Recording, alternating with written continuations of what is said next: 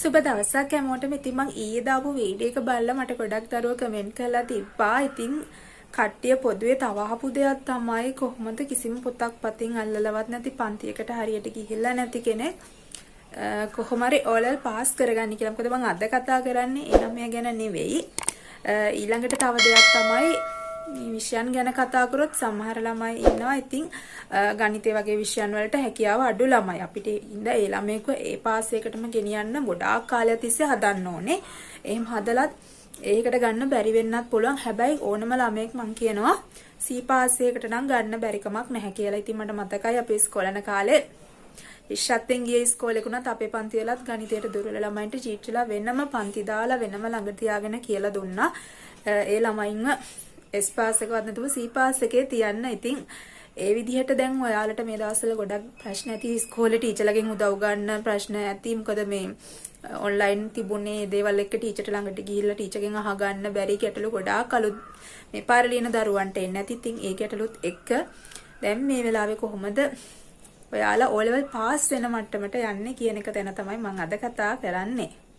ඉතින් සේරටම S වගේ result තියෙනවා කියලා මට කීප දෙනෙක් කමෙන්ට් කරලා තිබුණා. ඉතින් දුවේ පුතේ අපි සාමාන්‍ය වහරේ O level පාස් වෙලා A level කරන්න යන්න නම් අපි කියනවා C3ක්වත් තියෙන්න ඕනේ කියලා. අඩුම C3යි S6ක් තියෙන්න ඕනේ. ඒක ෆේල් සබ්ජෙක්ට් තිබුණාට කමක් නැහැ. ඉතින් එතකොට ඔයාලා S9කට ගිහිල්ලා ඔයාලට බෑ A level පන්තියට යන්න. ඉතින් ඒ නිසා ඔයාලා යන්න ඕනේ C3යි S6 කියන මට්ටමට. ඉතින් එතනදී මම බුද්ධාගමේ ළමයින්ට ගැන කතා කරොත් අනිවාර්යෙන් බුද්ධාගමට දහම් පාසල් නොගිය කෙනෙක් වුණත් අපේ කාලේ නම් B එකක් හරි ගත්තා. සාමාන්‍යයෙන් B එකක්වත් නැති වෙන්නේ නැහැ. මොකද අපේ ආගම දහම ගැන අපේ ආගමික නායකයාගේ අම්මා තාත්තා කවුද, එයා මොනවද අපිට උගන්වලා තියෙන දේවල් කියන දේවල් ටික අපිට කොහොමත් අපිට මතකයි. පුංචි කාලේ ඉඳන් ඉගෙන ගන්න විෂයනේ චුට්ට චුට්ට වැඩි වෙවි එන්නේ. සාමාන්‍යයෙන් ඉතින් ඒ වගේ විෂයකට නම් මම ඔයාලට ඔන්න C නෙවෙයි එකට B එකක් හරි දාගන්න පුළුවන් කිසිම වැඩක් කරලා නැති ළමයිට කියලා මම කියනවා. ඔන්න එතකොට එතනදී එක විෂයක් හරි. එතකොට මං හිතනවා ඔයාලට ගොඩාක් ලොකුවට බලා ගන්න දෙයක් නැහැ. පාස් පේපර් ටිකක් ආවම එකම දේවල් නෑනේ. මොකද අපේ ආගම වෙනස් වෙන්නේ නෑනේ නේද? දැන් අර විද්‍යාව කියන දේ අලුත් වෙනවා. ඒ වගේ නෙවෙයිනේ අපේ ආගමේ ආගමික ශාස්ත්‍රවරයා උගන්වපු දේවල්. බුද්ධ ආගම විතරක් නෙවෙයි, කතෝලික, හින්දු, ක්‍රිස්තියානි, ඉස්ලාම් මං හිතනවා මං අනිත් ආගම් ගැන නම් ලොකු දෙයක් දන්නේ නැහැ. ඉතින් මේ ආගමික ඉගැන්වීම් කියන දේවල් වල ලොකු වෙනසක් නැහැනේ. මේ අලුතින් අප්ඩේට් කරනවා කියන්නේ සමහරට දහම් පාසල් වල ඉහළට යන ධර්මාචාර්ය මම හිතන්නේ කතෝලිකයිගෙත් තියෙනවා ධර්මාචාර්ය. ඒ වගේ විභාගයකට දෙන්න තරම් ගැඹුරු දේවල් මේ ඉස්කෝලේ පොතට චුට්ටක් හරි එකතු කරොත් ඇරෙන්න ලොකු වෙනසක් වෙන්නේ නැහැ. අපි පොඩි කාලේ ඉගෙන ගත්ත දේවල්ම තමයි තියෙන්නේ. ඉතින් ඒ ධර්මාචාර්ය මට්ටමේ දේවල් නම් පාලි අධි ධර්ම එහෙම ගැඹුරින් අපේ ඔලවල් වලට එන්නේ නැහැ. ඉතින් ඒ නිසා ඔන්න මං කියන ඔයාලට මේ පේපර් එකට පොඩ්ඩක් පාස් පේපර් අරන් බලන්න. ඔයාලට මතක දේවල්ද කියලා බලන්න. මතක නැති දේවල් තියෙනවා නම් පොඩ්ඩක් දහම් පාසල්ගේ අච්චු පොත අරන් බැලුවොත් දහම් පාසලේ අච්චු පොතේ මේ ඉස්කෝලේ පොතට වඩා ගොඩක් කරුණු තියෙනවා. ඉතින් ඒ නිසා මේ දහම් පාසල් අච්චු පොතක් බලන්න. දහම් පාසල් යන්නේ නැති දරුවෙක් ඉන්නවා නම් පුළුවන් පන්සලට කියලා කතා කරලා හමුදුරන්ට කියලා පොතක් ඉල්ලගෙන හරි බලන්න. මේ වෙලාවේ ඔයාලට ඉස්කෝලේ පොත වගේම තව දැනුම දහම් පාසල් පොතෙන් උනත් ගන්න පුළුවන් නිසා. ඉතින් එතකොට ඊළඟට තව පහසු විෂයක් විදිහට මම කියනවා ඉතිහාසය පුළුවන් ඒ කියලා. මොකද ඉතිහාසයත් ඔයාලා පොඩි කාලේ ඉගෙනගෙන එන දෙයක්. ඉතින් ඒ නිසා ඉතිහාසයේ විෂයටත් ඔයාලට ඒ කරුණු රජවරු ගැන මේ දේවල් පොඩ්ඩක් බලා ගන්න ඕනේ. කතාවක් විදිහට මතක තියාගන්න. දැන් ඔයාලට තව මේ 23 වෙනකල් කාලේ තියෙනවා. ඉතින් ඔන්න මේ විෂයටත් ඔය 100ක දාගන්න වැඩේ ඔයාලට ගොඩාක් අමාරු දෙයක් වෙන්නේ නැහැ. ඉතින් ඊළඟට සිංහල කතා කරොත් සිංහලත් අපි පොඩි කාලේ ඉඳන් කරන විෂයක්. ඉතින් සිංහල වලට රචනාවක් එනවා, සාරාංශයක් එනවා. ඊළඟට සිංහල සාහිත්‍ය වෙනම කොටසක් තියෙනවා. ඉතින් මේ රචනාවක් ලියන එක ලියලා හුරු වෙන්න, ලියුමක් ලියන එකේ ලියුමේ ආකෘතිය මතක තියාගන්න. මම ලියුමක් ගැන වීඩියෝ එකක් කලින් දාලා තිබ්බ රාජකාරී ලිපි ලියන එකක් මේ රජයේ තරඟ විභාග වලට ඉන්න කට්ටියට. ඉතින් ඒ වගේම ඒ ෆෝමැට් එකට තමයි ඉස්කෝලවලත් රාජකාරී ලිපියක් ලියන ළමයින්ට කියලා දෙන්නේ. ඉතින් ඒ ලියුමක් ලියන එක බලා ගන්න, රචනා බලාගත්ත ඊළඟට ඔයාලට සිංහල සාහිත්‍ය පොතේ තියෙන කවි ඊළඟට තියෙන තව ඡේද සහිත කතන්දර පාඩම්. දැන් අපේ කාලේ තිබ්බ පොත නෙවෙයි දැන් තියෙන්නේ. මට නැත්තම් පාඩම් එක්කම කියන්න පුළුවන්. මේ අර අපිටත් දවසක ඉරපායවදෝ තිබ්බේ අපේ පාර තමයි. ඉතින් අපි ඒ කාලේ අම්මට කතාව අහලා ඇති. අර දුප්පත් සිරියාවතී කියලා ළමයට මේ වනසිංහ කියලා ටීචර් කෙනෙක් චිත්‍ර තරඟට යන්න දැම්මේ යාගේ ළමයාව තරඟට දැම්මලු.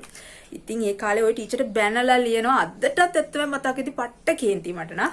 ඉතින් ඒක ලියන්න අපි පුරුදු වෙලා හිටියේ. ඊට වැස්ස කවි පන්තිය තිබ්බ අපිට කවි ටික පාඩම් කරලා කවිවල තේරුම ලියලා පොඩ්ඩක් විස්තර කරලා තියන් තියෙන්නේ. මේ ලියපු ලේඛකයා හරි ලස්සනට මේක ලියලා තියෙනවා. ඉතින් එයා ඒක ලස්සන තේරුමක් එක්ක උපමා භාවිතා කරලා තියෙනවා. ඉතින් අපේ හිත තුළ මේ කවිය අහනකොට ඇත්තටම වහිනවා කියලා දැනෙනවා. ඒක පේනවා, මැවිලා පේනවා. වහින දවසක් එනකල් බලන් ඉන්න හිතෙනවා. මේ සුන්දරත්වය විඳින්න කියලා අපි ලිව්වා. ඉතින් අන්න ඒ වගේ සිංහල සාහිත්‍ය පේපර් එකට ඒ වගේ දෙයක් කරන්න පුළුවන්. එතකොට ඔන්න ඔය විෂයන් තුන ප්‍රධාන වශයෙන් මම ඔයාලට කියනවා C1 දාගන්න අනිවාර්යෙන් පුළුවන් විෂයන් කියලා. ඉතින් ගණිතය උනත් ඔයාලට දැන් ගණන් වලට ඒකක් යන්න කාලයක් නැහැ කිසි දෙයක් බලලා නැත්තම්. හැබැයි ගණන් වල ලේසි පාඩම් ටිකක් තෝරගෙන ඔයාලට පුළුවන් ඒ ටික විතරක් හරි බලන්න. එතකොට අනිවාර්යයෙන්ම ඒ ටික එනවද කියලා බලන්න ඕනේ. පේපර් එක අරගෙන බලලා වැඩිපුර ඇවිල්ලා තියෙන ලේසි පාඩම් ටික බලාගත්තොත් ඔයාලට පුළුවන් අනිවාර්යයෙන් 100කට යන්න. ඒක ලොකු ගැටලුවක් වෙන්නේ නැහැ. ඊළඟට තව ওই ජ්‍යාමිතියේ තියෙන සාධනයේ පාඩම පොඩ්ඩක් බලා ගන්න පුළුවන් නම් මේ දවස්වල ටීචර් කෙනෙක් සර් කෙනෙක් ගෙන්නලා හරි ඉගෙන ගන්න පුළුවන් නම් ඒ කොටස් ටික හරි ඒක සාධනීය වෙනවා නම් දුවේ පුතේ අනිවාර්යෙන් උත්තරේ හරිසා මුළු ලකුණම ඔයාලට හම්බ වෙනවා. ඉතින් ඒ නිසා ඒ පැත්ත පුළුවන් ළමයට ඒ පැත්තෙන් බලන්න පුළුවන්. ඊළඟට අර අකුරු තියෙන ගණන් කියන්නේ අපේ විජය ප්‍රකාශන XY දාලා හදන ඒ වගේ ගණන් වලට පුරුදු ළමයට ඒ වගේ පාඩම් ටිකක් වැඩිපුර බලලා 100කට යන්න පුළුවන්. මේ ඔක්කොම බලන්න ඕනේ. ඒකට යන්න ඉතින් දැන් මේ වෙලාවේ කාලේ මදි සහ වෙලාවේ මුකුත්ම කරගන්න බැරි වුණු දරුවෝ වෙනුවෙන් තමයි මම අද මේ කතා කරන්නේ. ඊළඟට ඉංග්‍රීසි පේපර් එක ගත්තොත් ඉංග්‍රීසි පේපර් එකෙත් රචනාව කතාවක් ගොඩනගන්න රචනාවක් එනවා. අනිවාර්යෙන් ඒකට කතාවක් කටපාඩම් කරගන්න මොකක් හරි ලියන්න. ඒක කියන්නේ ටීචර් කෙනෙක්ම වෙන්න ඕනේ නැහැ.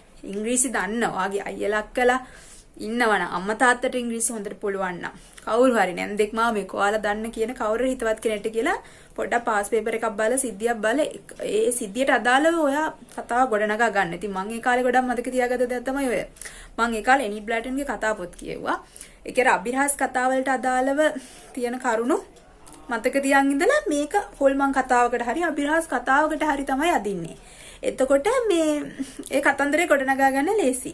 හැබැයි මම ලිව්වේ my favorite book. මොකද මේ ඒකක් තිබුණා.